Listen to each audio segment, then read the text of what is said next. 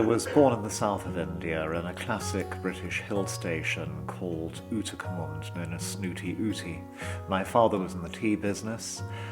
Everything should have gone well, except that he stopped at a bar in the hot weather before the monsoon, longing for a whiskey and water, and the barman, being lazy, took the water out of the tap instead of out of a still, and my father died of typhoid a week later. He had borrowed huge amounts of money to launch the business. My mother had to sell the business to pay off the debt, so she had no money at all. And the new communist government of Kerala, my state, wanted to eject the British. So my mother, who'd been born in India and never come to England, found herself arriving here with no money at all and suffering from tuberculosis. And that's why she was given a council flat in a very rough area. And that's where I grew up. I got to university through the classic state educational system. I went to a state junior school and passed what was called the 11+ exam, which gave me a place at a grammar school. It wasn't a terribly good grammar school and didn't send many pupils to big universities, but I won a scholarship to Cambridge when I was 17, and that did it.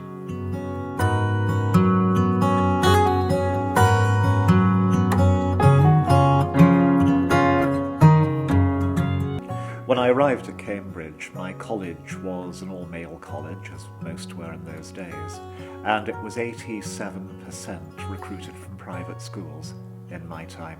Many of the young lads there had been at school together. They were rich, self-confident. They despised anybody who wasn't rich and self-confident and bullied them, as they had bullied local boys when they were at school.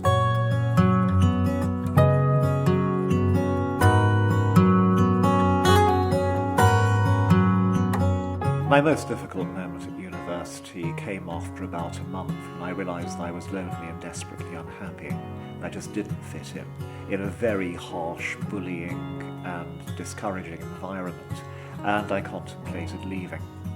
I thought I'd hang on till the end of the first term and see if things were getting any better, and they were a bit better, so I carried on from there.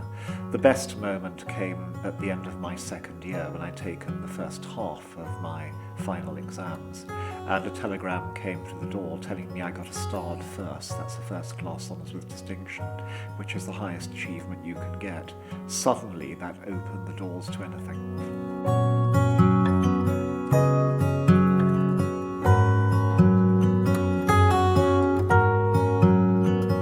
I pushed myself very hard. I strained every nerve and muscle to excel academically, and it worked. And I also did my best to find friends and girlfriends and a social life for myself there, so that I could relax in the evenings. I succeeded considerably in both, but it required an immense amount of effort, and I never lost the sensation of operating in a hostile and alien environment.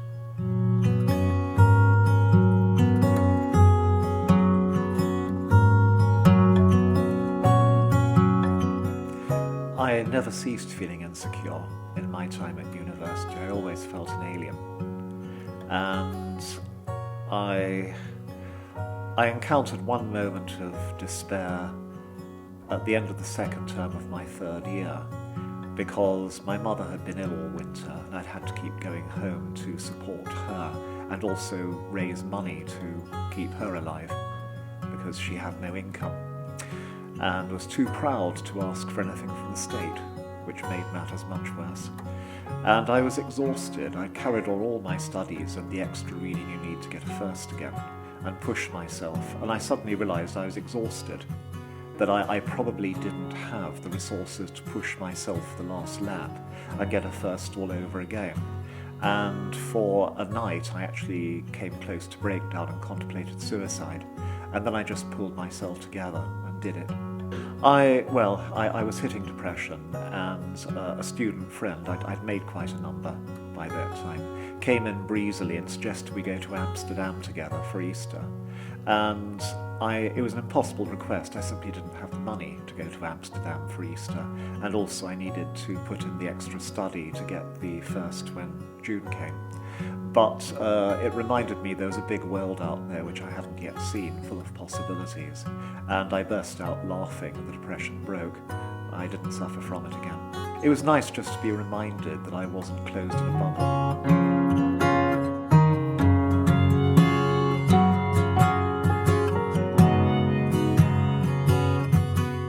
I never got sucked into a lazy spell at university. I simply couldn't afford one.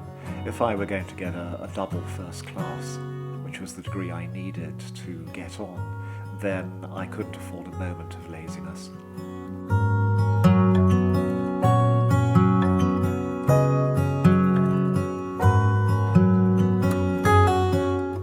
I made friends at Cambridge just by roving around like a predatory animal, hunting for people all over the place with whom I could get on. And so I made huge numbers of acquaintances, some of whom settled into friendships. It required, like my studies, a lot of work. There was no kind of safety net for me. There was no natural group of friends, no natural society. I had to do it all by effort.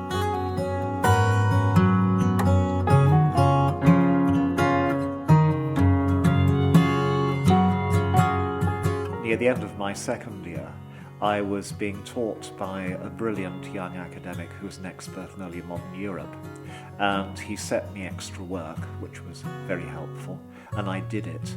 And at the end of one tutorial, he looked at me and said that I had a true sense of history, and if I carried on like that and luck was on my side, I might end up one of the leading historians in England.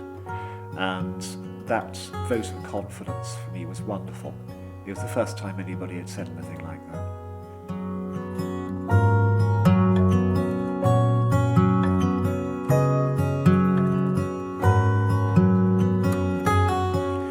My opinion of mental health when I was at university and now has remained unchanged, that nervous breakdown was a continual risk of being a student when I was one. I had friends who attempted suicide, I had friends who broke down and left, I had friends who were put in lunatic asylums. And I was constantly afraid that something like that would happen to me if I pushed myself too far. So it's always a contingent risk.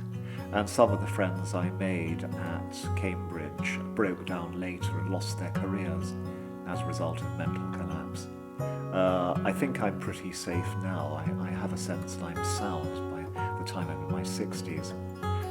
But I look at students now, and especially those who don't come from backgrounds that are so common among other students, especially those who feel they don't fit in, I worry for them, because I've been there.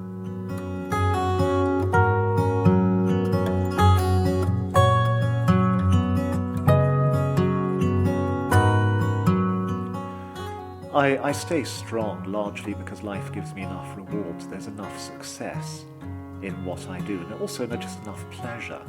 I like students. I enjoy teaching. I really enjoy history. I've been very privileged in the end, as a result of hard work, to get an ideal life for myself. I am very content with it. And I've done quite a lot, and I am pleased with it.